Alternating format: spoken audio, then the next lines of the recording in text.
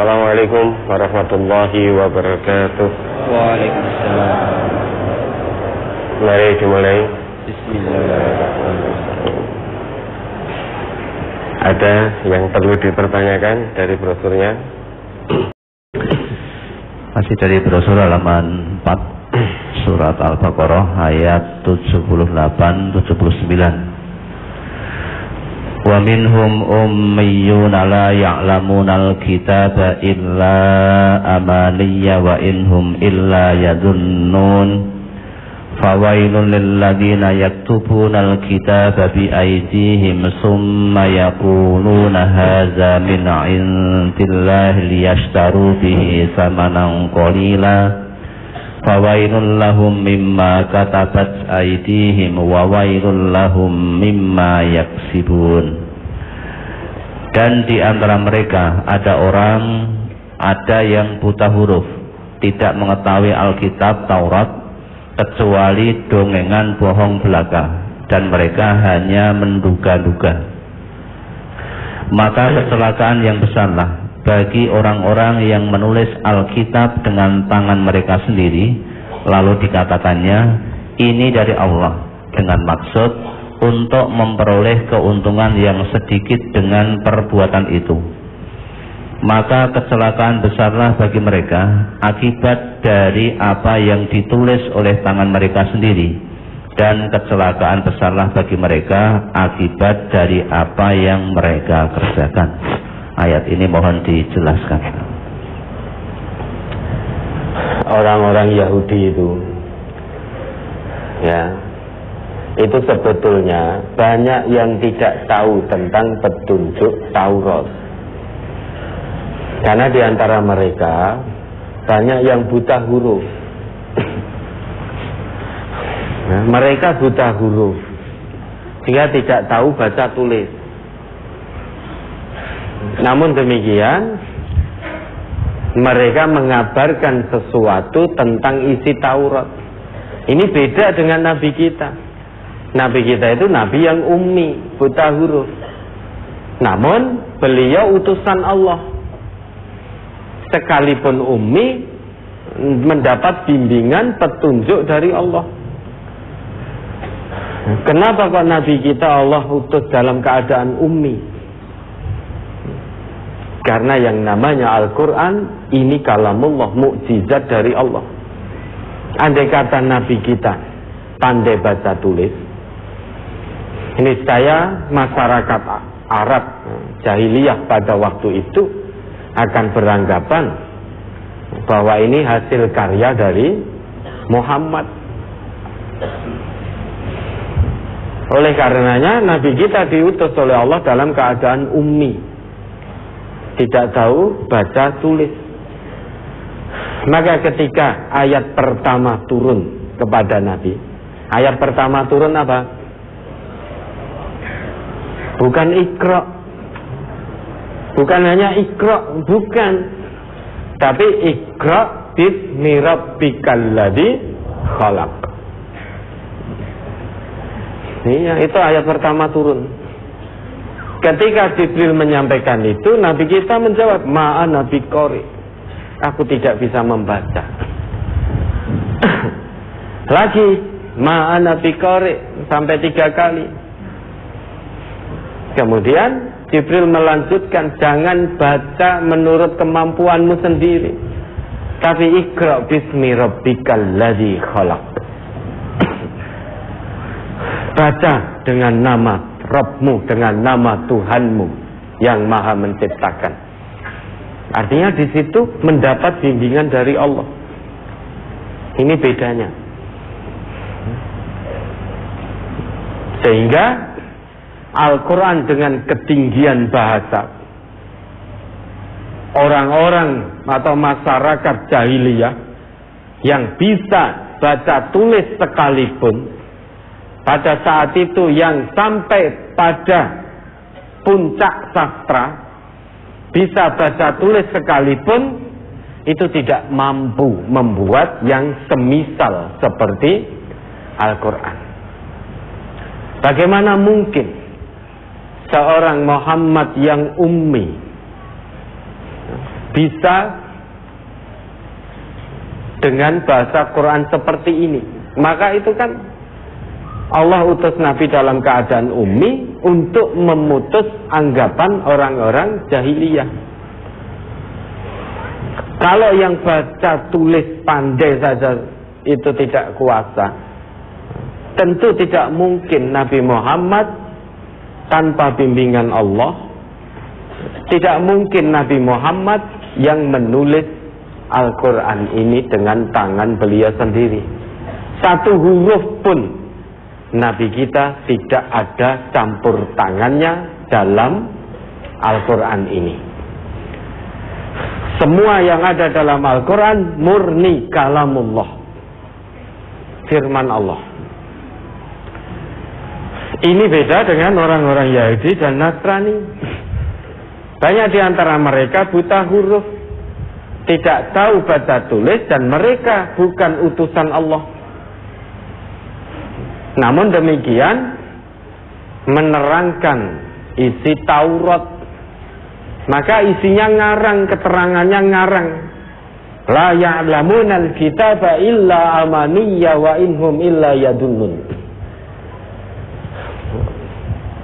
Yang sebetulnya itu bukan isi Taurat, dia katakan isi dari Taurat.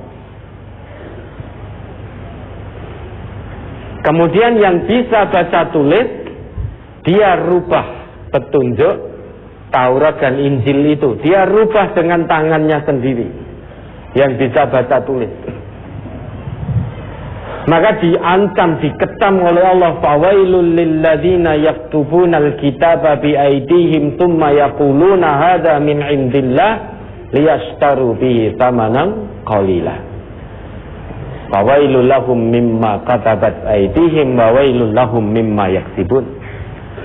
Kecelakaan yang besar, sungguh sangat celaka orang-orang yang merubah isi Alkitab, yang merubah isi Taurat, yang merubah isi Injil dengan tangan-tangan mereka sendiri. Kemudian mereka mengatakan ini dari Allah. Jadi sudah mereka rubah, kemudian mereka berikan kepada orang awamnya, mereka ajarkan kepada orang awamnya dengan mengatakan bahwa ini firman Allah. Hukum rajam sudah dirubah, hukum rajam dihilangkan, disembunyikan dari Taurat, disembunyikan dari Injil, dan banyak lagi petunjuk-petunjuk di dalam Alkitab yang telah dirubah-rubah.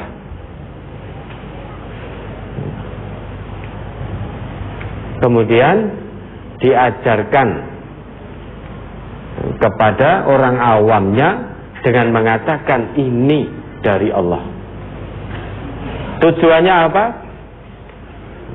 Liyashtaru bihi thamanan qalila, untuk mendapatkan keuntungan yang sedikit, mengganti petunjuk dari Allah dengan keuntungan duniawi.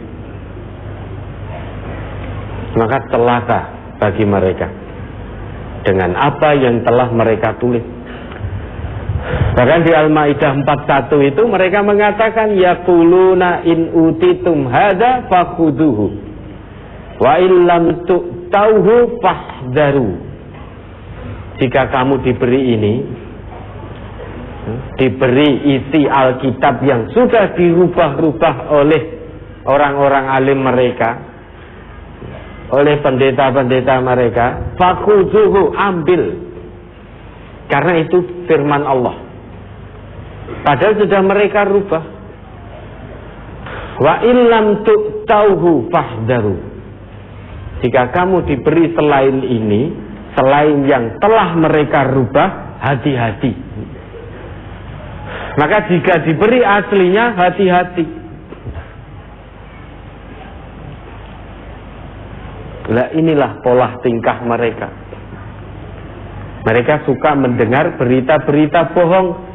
Tamma'una lil kadhibi Orang Yahudi itu suka mendengar berita bohong dan menyebarluaskan kebohongan itu. Termasuk sifat-sifat atau ciri petunjuk-petunjuk kedatangan Nabi Muhammad itu sudah sangat jelas termaktub dalam kitab suci mereka. Tetapi itu dirubah-rubah, disembunyikan, sehingga berbuat kebohongan. Kedatangan Nabi, kerasulan Nabi Muhammad tidak mereka akui, karena mereka sebarkan kebohongan demi kebohongan. Itu ciri orang-orang Yahudi. Dengan mengatakan ini dari sisi Allah, ini firman Allah, maka ikuti ini, padahal sudah dirubah-rubah. Orang-orang awamnya gemar bertaklid. Kemudian banyak di antara mereka hanya dari mulut ke mulut menyebarkan berita itu. Petunjuk kitab suci hanya berdasarkan angan-angan mereka, sehingga yang tidak sesuai dengan perbuatan mereka, mereka rubah. Mereka tidak suka dengan hukum rajam, maka dirubah menjadi dipermalukan. Hanya itu saja sudah. Hukum rajam mereka rubah menjadi dipermalukan. Kedatangan Nabi Muhammad juga ditutup-tutupi, karena mereka tidak suka. Kenapa? Karena Nabi Muhammad yang tersebut dalam kitab suci mereka itu bukan dari keturunan Bani Israel.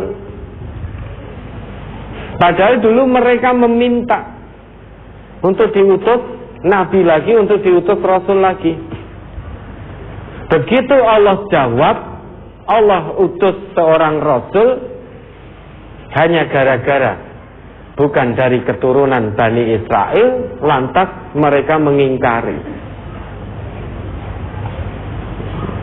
mengada-ngadakan kebohongan tentang Nabi Muhammad. Hanya berdasarkan berita bohong, hanya berdasarkan prasangka, dugaan-dugaan saja. Masa kitab suci kok isinya hanya prasangka dan dugaan-dugaan?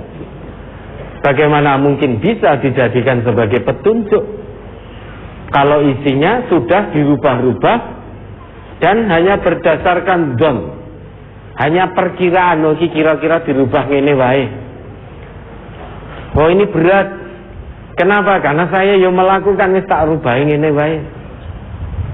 Hanya berdasarkan perkiraan, persangkaan, dzon belaka, maka tidak bisa dijadikan petunjuk. Apa yang ada di kitab suci mereka sekarang ini, akal itu tidak bisa menerima. Tidak bisa diterima oleh akal sehat. Bukan saja tidak bisa diterima oleh akal sehat, namun juga bertentangan dengan akal sehat. Tidak bisa diterima. Kalau diminta untuk menjelaskan konsep beragamanya, hanya pandai di lisan, mutar-muter, ngalor ngidul nggak karuan. Tidak ada kejelasan yang pasti, yang qat'i, yang bisa diterima oleh fitrah kita sebagai hamba Allah. Ya, maka orang Islam jangan ikut-ikutan, umatnya Nabi Muhammad jangan ikut-ikutan. Kalau ada di antara kita, di tengah-tengah kita yang mengatakan wis toh, rasa wedi, jangan takut, jangan khawatir, wis pokoknya amalno wae kuwi. Itu dari Allah, itu dari Islam. Kalau memang betul itu dari Islam, mana dalilnya? Karena orang Islam itu mengamalkan dalil, bukan mendalilkan amal. Ada dalil, amalkan. Ada dalil, amalkan. Itu Islam. Bukan ada amal, baru carikan dalil, bukan. Tetapi Al-ilmu qoblal amal. Ilmu sebelum amal. Berarti dalil yang memerintahkan sebelum kita beramal. Wala taqfu ma laysa laka bihi ilmun. Jangan lakukan amalan apapun yang belum tahu ilmunya. Berarti orang Islam itu mendalilkan, mengamalkan dalil, bukan mendalilkan amal. Ada dalil, perintah dari Quran, perintah dari hadis Nabi yang sahih, sudah amalkan. Mau beramal, cari dulu dalilnya. Ada perintahnya enggak? Kalau tidak ada, ya jangan mengamalkan. Karena nanti saat kita ditanya, inna sama wal basara wal fuada kullu ulaika kana anhu mas'ula. Pendengaran, penglihatan, hati, kita ditanya, dimintai pertanggungjawaban, tidak bisa jawab kita. Tidak bisa mempertanggungjawabkan. Karena yang namanya ibadah ini adalah ittiba, mengikuti. Mengikuti siapa? Ittiba'u Rasulillah, mengikuti Rasulullah, bukan mengikuti fulan, tetapi ittiba'u Rasulillah, mengikuti Rasulullah. Sebetulnya sangat mudah sekali dalam beragama ini.